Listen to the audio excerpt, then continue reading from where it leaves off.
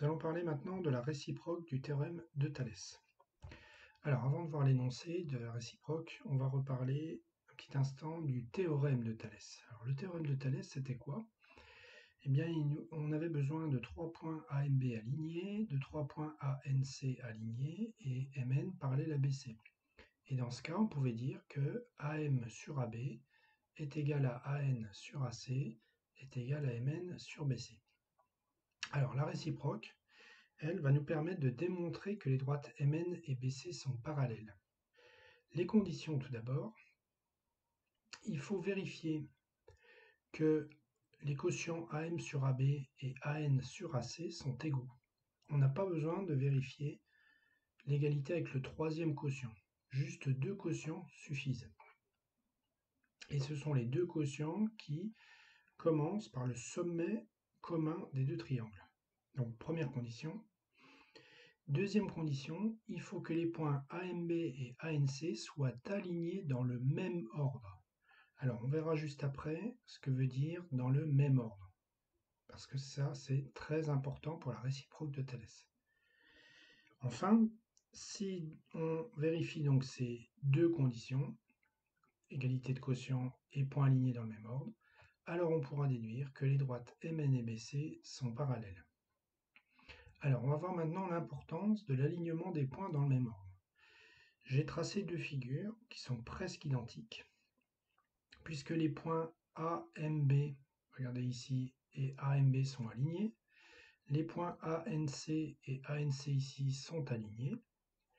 Et j'ai repris les mêmes mesures, c'est-à-dire que AM dans les deux cas fait 30 cm, AB fait 50 cm dans les deux cas, AN 24 cm, AN 24 cm, et enfin AC 40 cm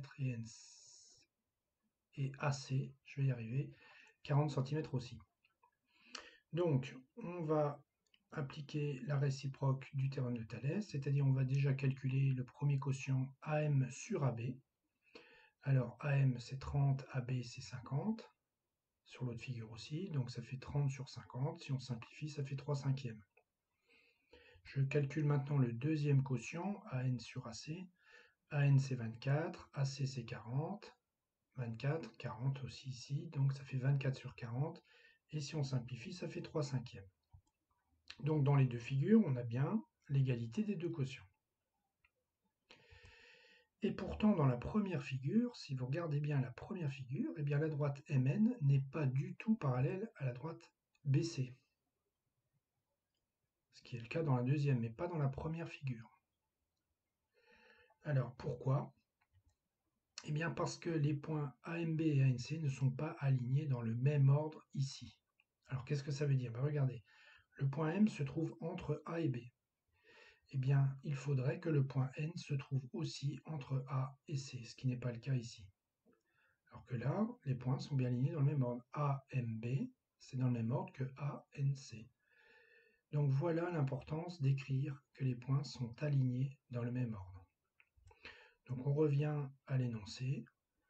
Il ne faudra donc pas oublier de vérifier l'égalité de quotient et de dire que les points sont alignés dans le même ordre. Alors je vous rassure, dans les exercices, les points seront toujours alignés dans le même ordre, mais il faudra quand même penser à l'écrire. Une petite remarque tout d'abord. Si on vérifie que les quotients ne sont pas égaux, ça peut arriver, eh bien on pourra directement conclure que les droites MN et BC ne sont pas parallèles. Pas besoin de parler d'alignement de points. Allez, on va voir un exemple. Donc voici une première figure. Donc on a un triangle, on a des points, on a des longueurs. Et on voudrait savoir donc si les droites FG et RL sont parallèles. Donc tout d'abord, on calcule les deux quotients et on va les comparer. Donc le premier quotient qui démarre de O, parce que O c'est le sommet commun, donc on calcule OF sur OL, c'est-à-dire 25 sur 37,5. Deuxième quotient, OG sur OR, donc 40 sur 60. Et on voudrait savoir si ces deux quotients sont égaux. Alors on ne va pas calculer ces deux quotients. Je vais vous montrer si on les calcule ce qui se passe. Donc si je calcule 25 divisé par 37,5, ça me donne ça.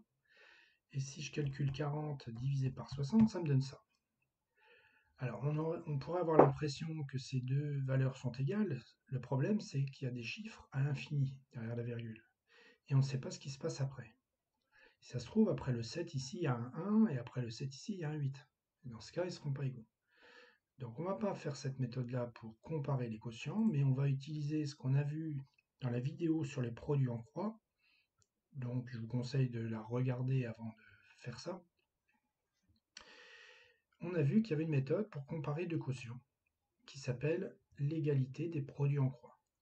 C'est-à-dire on va calculer des produits en croix.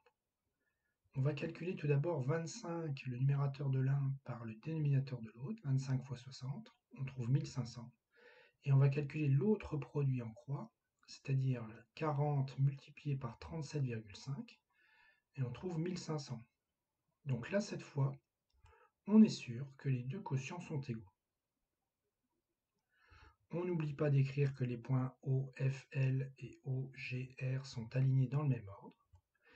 D'après la réciproque du théorème de Thalès, on peut conclure que les droites FG et LR sont parallèles. Donc voilà comment on rédige un exercice avec la réciproque de Thalès. Deuxième exemple, la forme en papillon, ça ne change rien. C'est la même technique. On a sommet commun CO.